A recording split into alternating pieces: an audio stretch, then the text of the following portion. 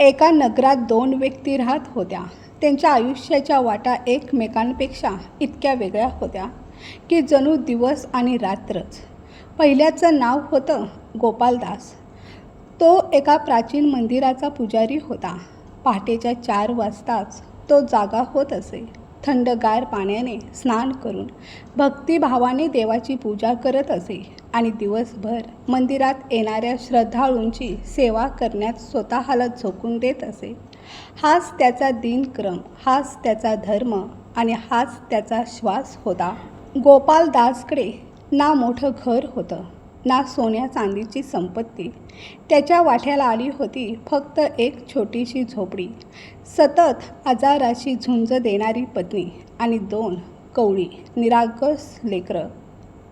तरीही त्याच्या चेहऱ्यावर कधी तक्रारीची रेषा उमटत नसे. त्याच्या ओठावर नेहमी समाधानाचं हसू असायचं. तो म्हणायचा, देवाने जे दिलं आहे तेच माझ्यासाठी भरपूर आहे. ज्याच्याकडे श्रद्धा आहे तो कधी गरीब नसतो. दुसऱ्या व्यक्तीचं नाव होतं जनार्दन शेठ. तो नगरातील सर्वात मोठा सावकार होता. त्याच्या संपत्तीचा हिशोब कुणाकडे नव्हता. त्याची हवेली इतकी भव्य होती की कधीकधी त्याचेच नोकर त्याच्या दालनांमध्ये रस्ता चुकत. त्याच्याकडे पैसा होता, सत्ता होती, प्रतिष्ठा होती, ताकद होती, पण दयाळूपणा नव्हता. त्याचं हृदय संपत्तीप्रमाणे विशाल नव्हतं. उलट लोभाने अकसलेलं होतं. गरिबांना कर्ज देऊन त्यांच्या जमिनी बळकावणे, मजुरांच्या घामाच्या पैशांवर डल्ला मारणे, खोटे आरोप लावून निरपराधांना तुरुंगात धाडणे, हेच त्याच्या आयुष्याचं खरं स्वरूप होतं. देवळात तो तेव्हाच जात असे जेव्हा एखादा मोठा व्यवहार करायचा असे. सोन्याच्या ताटातून नैवेद्य दाखवत असे आणि मनातल्या मनात हिशोब मांडत असे, देवा, हा सौदा यशस्वी होऊ दे, बाकी सर्व मी पाहून घेईन. नगरातील लोक अनेकदा आपापसात कुजबुजत असत. अरे बघितलंस का, गोपालदास आयुष्यभर देवाची सेवा करतो तरी त्याच्या पदरी दुःखच दुःख आहे. आणि जनार्दन शेठ, तो पापावर पाप करत आहे तरी ऐश आरामात जगत आहे. देवाला हे दिसत नाही का? कधी कधी हा प्रश्न स्वतः गोपालदासाच्या मनालाही अस्वस्थ करून जात असे. रात्री मंदिराच्या अंगणात उभा राहून तो आकाशाकडे पाहत हळूच विचारायचा, हे प्रभू, मी कोणतं पाप केलं आहे? माझी पत्नी आजारी आहे. माझ्या मुलांना 2 वेळचं अन्न देणंसुद्धा कठीण झालं आहे. आणि दुसरीकडे जनार्दन शेठ, जो गरिबांचं रक्त शोषतो आहे, तो दिवसेंदिवस अधिक श्रीमंत होत चालला आहे. तुझा हा कसला न्याय? त्या निरागस प्रश्नांचे स्वर आकाशात विरून जात. देव ऐकत होते, सर्व काही पाहत होते, पण शांत होते. कारण ईश्वराच्या न्यायाचा तराजू माणसाच्या घाई गडबडीच्या नजरेला दिसत नाही. गोपालदासाचं वय अजून 30 वर्षाचंही झालं नव्हतं. आयुष्याची पहाट नुकतीच उजाडली होती, पण नियतीच्या पुस्तकात काही वेगळंच लिहिलं होतं. एके दिवशी अचानक त्याची तब्येत बिघडली. सुरुवातीला साधा ताप वाटला. गावातील वैद्य बोलावले गेले, औषधं दिली गेली, प्रार्थना करण्यात आल्या, पण ताप दिवसेंदिवस वाढतच गेला. पहिला दिवस गेला, दुसरा दिवस सरला आणि तिसऱ्या दिवशी मृत्यूने त्याच्या दारावर टकटक केली. पत्नीच्या अश्रूंनी भरलेल्या डोळ्यांकडे, मुलांच्या निरागस चेहऱ्याकडे एक अखेरची नजर टाकून गोपालदासची आत्मा शरीराचा पिंजरा सोडून अनंताच्या प्रवासाला निघून गेली. मागे राहिली एक उद्ध्वस्त झालेली पत्नी, वडिलांच्या मायेच्या सावलीसाठी व्याकुळ 2 लहान मुलं. नगरामध्ये गोपालदासच्या निधनाची बातमी वाऱ्यासारखी पसरली आणि पुन्हा एकदा लोकांच्या चर्चांना उधाण आलं. कोणी हळहळत म्हणत होतं, बघा ना, किती सज्जन माणूस होता, आयुष्यभर देवाची सेवा केली, कुणाचं वाईट केलं नाही आणि एवढ्या कमी वयात जग सोडून गेला. तर दुसरा संतापाने म्हणत होता, आणि तो जनार्दन शेठ, गरिबांचं रक्त शोषणारा, अन्याय करणारा, तो अजूनही ऐशो आरामात जगतो आहे. कदाचित अजून 50 वर्ष जगेल. हा कसला देव आहे जो आपल्या भक्ताची सुद्धा रक्षा करू शकत नाही? धर्तीवर प्रश्नांची वादळं घोंगावत होती. पण त्याच वेळी दुसऱ्या एका जगात गोपालदासची आत्मा एका विलक्षण प्रवासाला निघाली होती. चारही दिशांना एक अद्भुत प्रकाश पसरला होता. तो ना दिवसासारखा तेजस्वी होता, ना रात्रीसारखा अंधुक. एक अलौकिक शांत प्रकाश सर्वत्र दरवळत होता. शीतल वारा आत्म्याला अलगद एका दिशेने घेऊन जात होता. हळूहळू त्याच्यासमोर एक विशाल द्वार प्रकट झालं, इतकं उंच की जणू आकाशाला स्पर्श करत होतं, इतकं भव्य की त्याचा अंत नजरेला दिसत नव्हता. ते होतं यमलोकाचं प्रवेशद्वार. क्षणोक्षणी जवळ येत असलेलं ते द्वार पाहून गोपालदासची आत्मा विस्मयचकित झाली. काही वेळातच त्याने त्या दरवाजातून आत प्रवेश केला. समोर एक भव्य दरबार सजला होता. त्या दरबाराच्या मध्यभागी एक विराट सिंहासनावर विराजमान होते यमराज. गडद वस्त्रांनी अलंकृत, गंभीर पण तेजस्वी व्यक्तिमत्व आणि त्यांच्या डोळ्यांमध्ये जणू हजारो वर्षांचं ज्ञान, अनुभव आणि न्याय सामावलेला होता. त्यांच्या डाव्या बाजूला बसले होते चित्रगुप्त. त्यांच्या हातात एक विशाल ग्रंथ होता. तो साधा ग्रंथ नव्हता. त्या ग्रंथामध्ये प्रत्येक आत्म्याचा प्रत्येक श्वास नोंदलेला होता. प्रत्येक विचार, प्रत्येक शब्द, प्रत्येक कर्म आणि प्रत्येक हेतू, सगळ्याचा अचूक हिशोब त्या दिव्य ग्रंथामध्ये लिहिलेला होता. हे दृश्य पाहून गोपालदासची आत्मा थोडी घाबरली, परंतु लगेचच त्याच्या मनात एक विचार चमकून गेला. मी आयुष्यभर सत्तेच्या मार्गाने चाललो, मग मला भीती कसली? मात्र त्याच क्षणी त्याच्या अंतःकरणात दडलेला एक जुना प्रश्न पुन्हा जागा झाला. तोच प्रश्न जो त्याने आयुष्यभर मनात दाबून ठेवला होता. गोपालदासने नम्रतेने हात जोडले आणि यमराजांना उद्देशून म्हणाला, हे यमदेवा, मला एक प्रश्न विचारायचा आहे. मला त्याची परवानगी मिळेल का? यमराजांनी गंभीर नजरेने त्याच्याकडे पाहिलं. मग शांत स्वरात ते म्हणाले, विचार गोपालदास. या दरबारात कोणताही प्रश्न वर्ज्य नाही. येथे केवळ सत्याचा निवाडा होतो. गोपालदासाने थरथरत्या आवाजात विचारलं, महाराज, मी संपूर्ण आयुष्य देवभक्ती केली. कधी कुणाचं वाईट चिंतलं नाही. गरिबांची मदत केली. नेहमी सत्य बोललो. तरी मला फक्त 30 वर्षाचंच आयुष्य का मिळालं? क्षणभर थांबून तो पुढे म्हणाला, माझ्या मागे माझी आजारी पत्नी आहे, 2 निष्पाप मुलं आहेत आणि दुसरीकडे जनार्दन शेठ आहे, जो आयुष्यभर पाप करत राहिला, गरिबांवर अत्याचार करत राहिला. तरी तो अजूनही जिवंत आहे, सुखात आहे, मौज मजा करत आहे. त्याचा आवाज आता वेदनेने भरून आला होता. त्याला दीर्घ आयुष्य आणि मला अकाली मृत्यू हा कसला न्याय आहे? देवाच्या दरबारातही श्रीमंत आणि गरीब यांच्यात फरक केला जातो का? हे शब्द ऐकताच संपूर्ण दरबारात एका क्षणासाठी गूढ शांतता पसरली. चित्रगुप्तांनी आपलं लेखन थांबवलं. इतर आत्म्या ज्या आपल्या न्याय निवाडेची वाट पाहत उभ्या होत्या, त्यांचंही लक्ष गोपालदासकडे वळलं. सगळ्यांना त्या प्रश्नाचं उत्तर ऐकायचं होतं. मात्र यमराजांच्या चेहऱ्यावर ना राग होता ना नाराजी. उलट त्यांच्या ओठावर एक अत्यंत शांत, गूढ आणि अर्थपूर्ण स्मित उमटलं. ते म्हणाले, गोपालदास, तू अत्यंत महत्त्वाचा प्रश्न विचारला आहेस.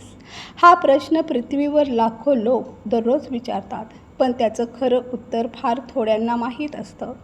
त्यांनी सिंहासनावर किंचित पुढे झुकत पुढे सांगितलं, आज मी तुला त्या प्रश्नाचं उत्तर देणार आहे.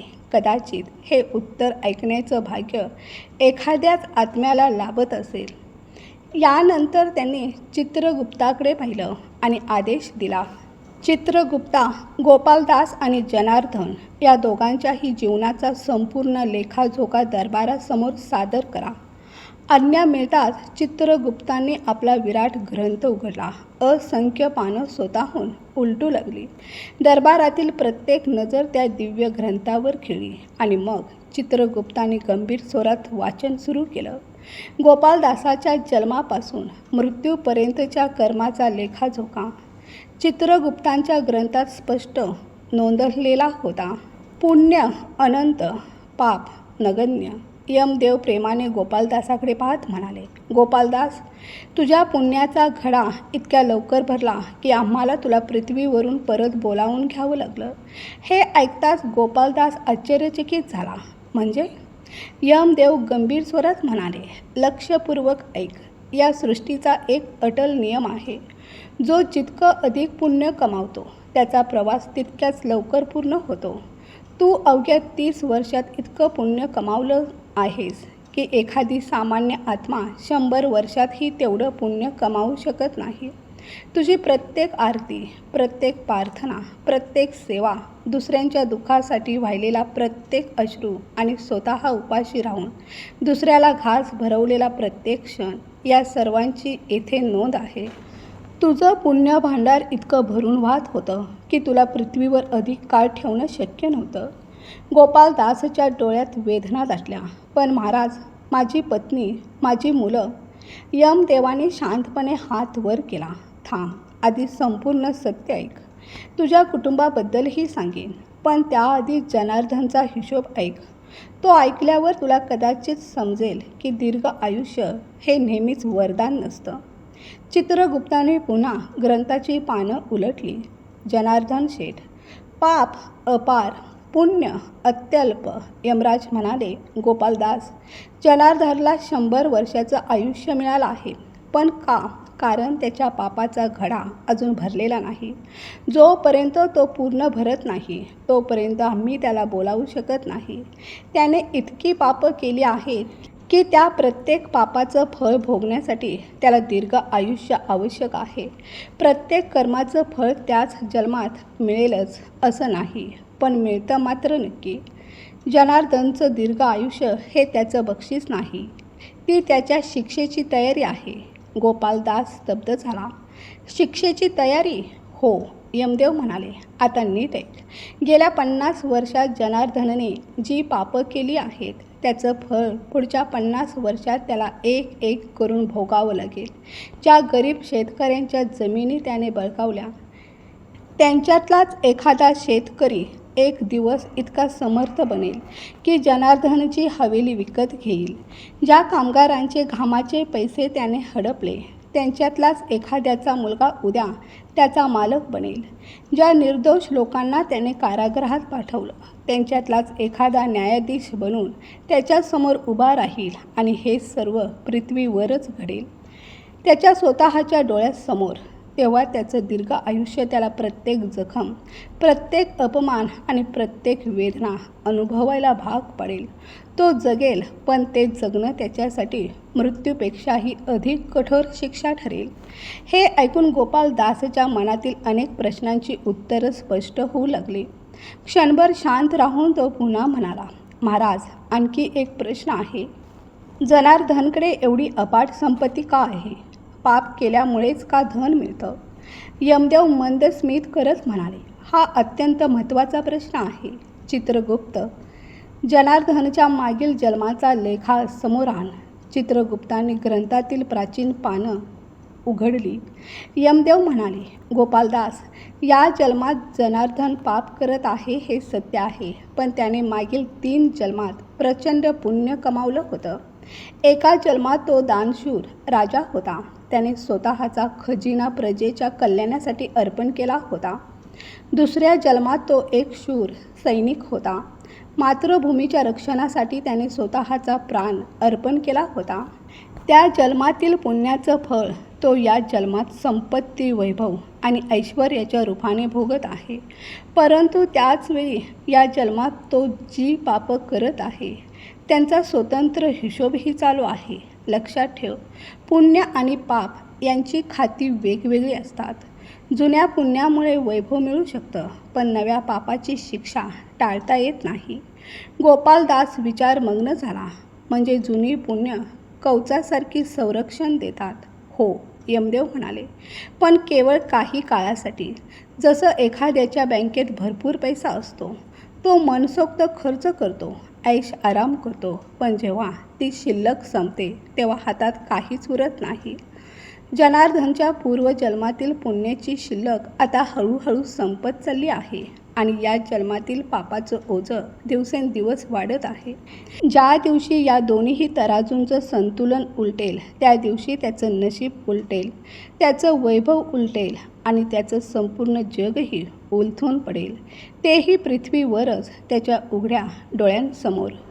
गोपालदासने पुन्हा नम्रपणे प्रश्न विचारला. महाराज, एक गोष्ट माझ्या लक्षात आली नाही. जेव्हा जनार्दन शेठ पाप करत होता तेव्हा देव सर्व काही पाहत होते, मग त्यांनी त्याला थांबवलं का नाही? एकदा जरी त्याला आवाज दिला असता, एकदा जरी इशारा केला असता तर कदाचित तो त्या मार्गावरून परत फिरला असता. गोपालदासाचा प्रश्न ऐकून यमदेवाने एक दीर्घ श्वास घेतला. त्यांच्या चेहऱ्यावर गंभीरता दाटून आली. गोपालदास, हा सृष्टीतील सर्वात मोठ्या प्रश्नांपैकी एक प्रश्न आहे आणि त्याचं उत्तर समजून घेण्यासाठी मी तुला एक उदाहरण देतो. क्षणभर थांबून ते पुढे म्हणाले. समज एक कुंभार मातीचा गोळा आपल्या चाकावर ठेवतो. आपल्या कुशल हाताने तो त्या मातीला आकार देतो आणि सुंदर मडके तयार करतो. पण एकदा मडके तयार झालं की त्यानंतर ते कुठे जाणार, त्याचा उपयोग कसा होणार हे कुंभार ठरवत नाही. कोणी त्या मडक्यात पाणी भरतो, कोणी त्यात दारू ठेवतो, तर कोणी ते निष्कारण फोडून टाकतो. आता सांग, प्रत्येक वेळी त्या मडक्याची रक्षा करण्यासाठी कुंभार धावत येईल का? गोपालदास विचारात पडला. यमदेव पुढे म्हणाले. अगदी तसंच देवाने माणसाला निर्माण केलं. त्याला बुद्धी दिली, विवेक दिला, योग्य अयोग्य ओळखण्याची क्षमता दिली, विचार करण्याची शक्ती दिली. पण त्या शक्तीचा उपयोग कसा करायचा, कोणत्या मार्गाची निवड करायची हे मनुष्याच्या हातात सोपवलं. जर देव प्रत्येक वेळी येऊन माणसाला थांबवू लागले तर कर्माचा अर्थच उरणार नाही. मग मनुष्य आणि एका कठपुतलीत काहीच फरक राहणार नाही. देवाने माणसाला फक्त कठपुतली बनवलेलं नाही, त्यांनी त्याला स्वतंत्र बनवलं आहे. आणि स्वातंत्र्यासोबत येते जबाबदारी, स्वतःच्या प्रत्येक कर्माची आणि त्या कर्माच्या फळाची. गोपालदास शांतपणे ऐकत होता. मग त्याने विचारलं, म्हणजे देव पूर्णपणे गप्प बसतात का? यमराजांच्या ओठावर किंचित स्मित उमटलं. नाही गोपालदास, देव कधीच गप्प बसत नाहीत. ते सतत संकेत देत असतात. जेव्हा जनार्दनने पहिल्यांदा एका गरीब माणसाचे पैसे लुबाडले तेव्हा त्यांच्या अंतःकरणातून एक आवाज उठला होता, हे चुकीचं आहे. तो आवाज देवाचा होता. जेव्हा त्याने पहिल्यांदा खोटं बोललं तेव्हा त्याच्या मनात अस्वस्थतेची एक लहर निर्माण झाली होती. तो अस्वस्थपणा ही देवाचाच इशारा होता. पण जनार्दनने त्या आवाजाकडे दुर्लक्ष केलं, त्या अस्वस्थतेला दाबून टाकलं.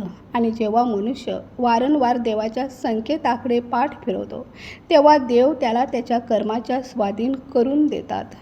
यानंतर त्याच्या कर्माचं फळ ठरवण्याचं कार्य आमच्याकडे येतं, असं म्हणत यमदेवाने स्वतःकडे इशारा केला. हे ऐकताच गोपालदासाच्या डोळ्यात अश्रू दाटून आले. त्याच्या मनातील अनेक प्रश्नांची उत्तरं त्याला मिळाली होती, परंतु तरीही त्याच्या हृदयात एक वेदना अजूनही जिवंत होती.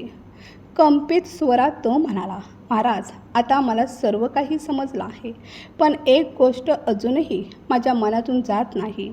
मला 2 लहान मुलं आहेत. त्यांच्या आईची प्रकृतीही खूप खराब आहे. माझ्या जाण्यानंतर त्या निष्पाप लेकरांचं काय होईल, हाच विचार माझ्या आत्म्याला क्षणभरही शांत बसू देत नाही.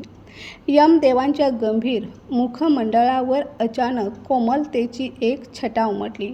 अशी कोमलता जी कदाचित फार थोड्या आत्मेने पाहिली असेल. ते प्रेमळ स्वरात म्हणाले, गोपालदास, हीच तुझी सर्वात मोठी चूक आहे आणि हीच तुझी सर्वात मोठी जमेची बाजू देखील. तू इतरांच्या काळजीत इतका हरवून जातोस की स्वतःचा विचार करायलाही तुला वेळ मिळत नाही. म्हणूनच तुझ्या पुण्याचा घडा इतक्या लवकर भरला आहे. आणि लक्षात ठेव, जो मनुष्य निष्कपट भावनेने देवाची भक्ती करतो त्याच्या लेकरांची काळजी स्वतः देव घेतात. यमदेवांच्या शब्दात अपार आश्वासन होतं. ते पुढे म्हणाले, तुझ्या मोठ्या मुलाची बुद्धिमत्ता आणि कष्ट करण्याची वृत्ती पाहिली आहेस का? एक दिवस तो असा मनुष्य बनेल ज्याचा अभिमान संपूर्ण नगराला वाटेल. आणि तुझ्या पत्नीबद्दलही चिंता करू नकोस. तिचा आजार हळूहळू दूर होईल, कारण तुझ्या पुण्याचा एक भाग तिच्या आणि तुझ्या मुलांच्या खात्यात जमा झाला आहे. तू त्यांच्यापासून दूर गेलेला नाहीस गोपालदास. उलट तू त्यांच्या संरक्षणासाठी एक अदृश्य कवच बनून सदैव त्यांच्या भोवती उभा आहेस. हे ऐकताच गोपालदासाच्या व्याकुळ आत्म्याला जणू शीतल जलाचा स्पर्श झाला. त्याच्या मनातील चिंतेचा भार थोडासा हलका झाला. तरीही तो हळव्या स्वरात म्हणाला, पण महाराज, कदाचित मी त्यांच्या जवळ राहू शकलो असतो. यमदेव मंदस्मित करत म्हणाले, गोपालदास, पृथ्वीवर राहणं नेहमीच चांगलं असतं असं नाही.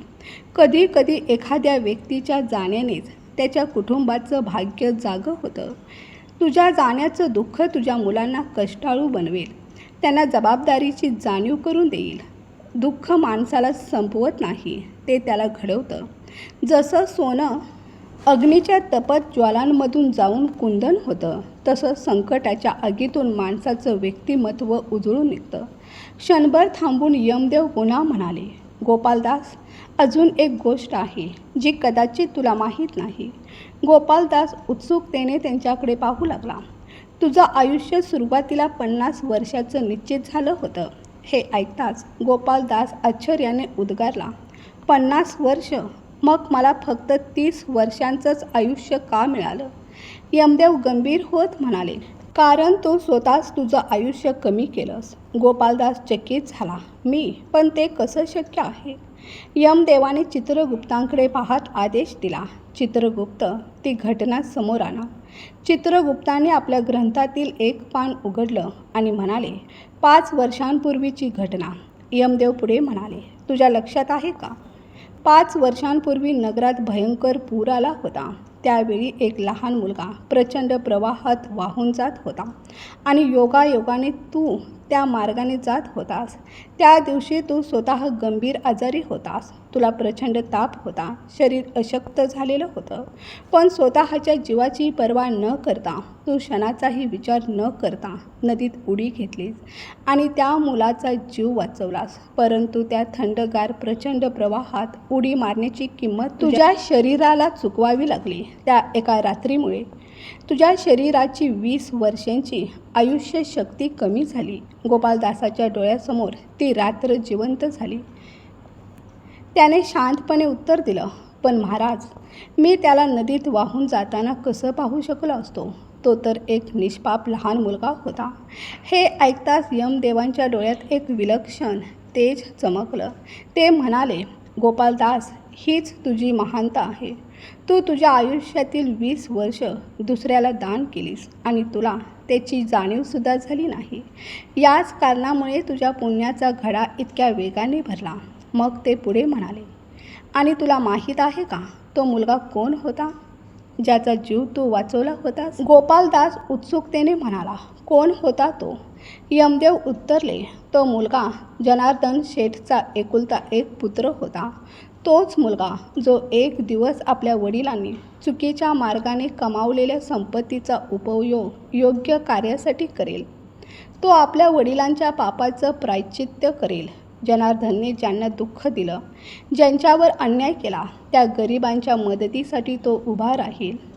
गोपालदास, त्या दिवशी तू फक्त एका मुलाचा जीव वाचवला नव्हतास, तू एका संपूर्ण पिढीचं भविष्य वाचवलं होतंस. तू एका घराचा नव्हे तर अनेक घराचं भाग्य बदललं होतंस. यमदेवाचे शब्द संपले आणि त्या दिव्य दरबारात पुन्हा एकदा गहन शांतता पसरली. हे सर्व ऐकताच गोपालदासाची आत्मा थरथरू लागली. त्याच्या डोळ्यातून अश्रूंचा अखंड प्रवाह वाहू लागला. कंपित स्वरात तो म्हणाला, देवा, मी तुझ्यावर शंका घेतली होती. मला वाटत होतं की तू अंध आहेस, तुला काहीच दिसत नाही. पण मीच चुकीचा होतो. तू सर्व काही पाहत होतास आणि माझ्यापेक्षाही कितीतरी अधिक जाणत होतास. गोपालदासाचे शब्द ऐकताच यमदेव आपल्या सिंहासनावरून उठले. ते हळूहळू पायऱ्या उतरून त्याच्या आत्म्याजवळ आले. त्यांच्या डोळ्यात करुणा होती. ते म्हणाले, गोपालदास, या दरबारात दररोज हजारो आत्मा येतात आणि जवळजवळ प्रत्येक आत्म्याच्या मनात एकच प्रश्न असतो, देवाने माझ्याबरोबर असं का केलं? आणि प्रत्येक वेळी उत्तरही एकच असतं, देवाने तुझ्याबरोबर काहीही केलेलं नाही. तू जे कर्म केलंस त्याचंच फळ तुला मिळालं आहे. पण तुझा प्रश्न वेगळा होता. तू स्वतःसाठी काहीच विचारलं नाहीस, तू दुसऱ्यांसाठी विचारलंस. म्हणूनच तुला संपूर्ण सत्य जाणून घेण्याचा अधिकार होता. यमदेवाचा आवाज संपूर्ण सभागृहात घुमला. आता मी तुला काही अशा गोष्टी सांगतो ज्या प्रत्येक आत्म्याने जाणून घ्यायला हव्यात. क्षणभर संपूर्ण दरबार स्तब्ध झाला. यमदेव म्हणाले, पहिली गोष्ट, दीर्घ आयुष्य हे नेहमीच देवाचं बक्षीस नसतं. कधी कधी ती शिक्षेची तयारीही असते. आणि अल्प आयुष्य हे कधीच दुर्भाग्य नसतं. कधी कधी तो संकेत असतो की ती आत्मा इतकी शुद्ध झाली आहे की तिला पृथ्वीवर आणखी राहण्याची आवश्यकता उरलेली नाही. थोडा विराम घेऊन ते पुढे म्हणाले, दुसरी गोष्ट, दौलत ही देवाच्या कृपेची पावती नसते. दौलत ही जुन्या पुण्याईची कमाई असते, जी नव्या पापामुळे हळूहळू नष्ट होत जाते. आणि गरिबी ही देवाची नाराजी नसते. गरिबी ही अशी परीक्षा असते ज्यामध्ये आत्मा स्वतःच्या खऱ्या सामर्थ्याला ओळखते. दरबारात पुन्हा गंभीर शांतता पसरली. यमदेव पुढे म्हणाले, तिसरी गोष्ट, देव पाप घडताना पाहत असतात, पण ते लगेच हस्तक्षेप करत नाहीत. कारण जर त्यांनी प्रत्येक वेळी पाप थांबवलं तर कर्माचा संपूर्ण सिद्धांतच नष्ट होईल. पण याचा अर्थ असा नाही की ते गप्प असतात. ते प्रत्येक वेळी संकेत देतात. जेव्हा एखादा मनुष्य चुकीच्या मार्गावर पाऊल टाकतो तेव्हा त्याच्या अंतःकरणातून एक आवाज उठतो. हे चुकीचं आहे. तो आवाज देवाचाच असतो. जो त्या आवाजाचं ऐकतो तो वाचतो आणि जो त्या आवाजाकडे दुर्लक्ष करतो तो शेवटी आमच्या दरबारात येऊन उभा राहतो. यानंतर यमदेवांचा स्वर अधिक गंभीर झाला. आणि चौथी गोष्ट, सर्वात महत्त्वाची गोष्ट, धैर्य ठेव. कारण देवाची योजना तुझ्या समजुतीपेक्षाही विशाल असते. आज जे तुला अन्याय वाटत आहे तेच उद्या न्यायाचा पाया ठरलेलं असू शकतं. आज ज्या वेदना तुला असह्य वाटत आहेत त्याच उद्या तुझी सर्वात मोठी शक्ती बनू शकतात. म्हणून परिस्थिती कितीही कठीण असो, धैर्य सोडू नकोस. हे ऐकताच गोपालदासाची आत्मा आदराने झुकला. तो हळू आवाजात म्हणाला, महाराज, कदाचित या गोष्टी मला पृथ्वीवर असताना समजल्या असत्या. यमदेव मंद स्मित करत म्हणाले, म्हणूनच आम्हाला वाटतं की पृथ्वीवर राहणाऱ्या लोकांनी या गोष्टी ऐकल्या पाहिजेत. त्यांनी त्या समजून घेतल्या पाहिजेत आणि आपल्या आयुष्यात त्यांचा स्वीकार केला पाहिजे. मग त्यांनी जणू पृथ्वीवरील प्रत्येक मनुष्याशी संवाद साधावा अशा स्वरात सांगितलं, जेव्हा तुम्हाला वाटेल की देव काहीच पाहत नाही तेव्हा लक्षात ठेवा, चित्रगुप्ताचा ग्रंथ कधीच बंद होत नाही. प्रत्येक कर्म, प्रत्येक शब्द आणि प्रत्येक विचार त्यात नोंदवला जात असतो. जेव्हा तुम्हाला वाटेल की पापी माणूस सुखी आहे आणि सज्जन माणूस दुःखी आहे तेव्हा हेही लक्षात ठेवा, जुन्या पुण्याईची संपत्ती एक दिवस संपतेच आणि नव्या पापांचा हिशोब एक दिवस चुकता होतोच. जेव्हा तुम्हाला वाटेल की तुमच्यावर अन्याय होत आहे तेव्हा गोपालदासला आठवा, ज्याने फक्त 30 वर्षात इतकं पुण्य कमावलं जितकं अनेक जण 100 वर्षातही कमवू शकत नाहीत. आणि जेव्हा तुमच्या मनात हा प्रश्न येईल, देव गप्प का आहेत, तेव्हा स्वतःच्या अंतःकरणात डोकावून पहा. कारण देव गप्प नसतात, ते सतत बोलत असतात. त्या आवाजातून जो तुमच्या मनात उठतो आणि सांगतो हे चुकीचं आहे, फक्त त्या आवाजाचं ऐका. कारण देव जे करतो ते शेवटी चांगल्यासाठीच करतो, नेहमी.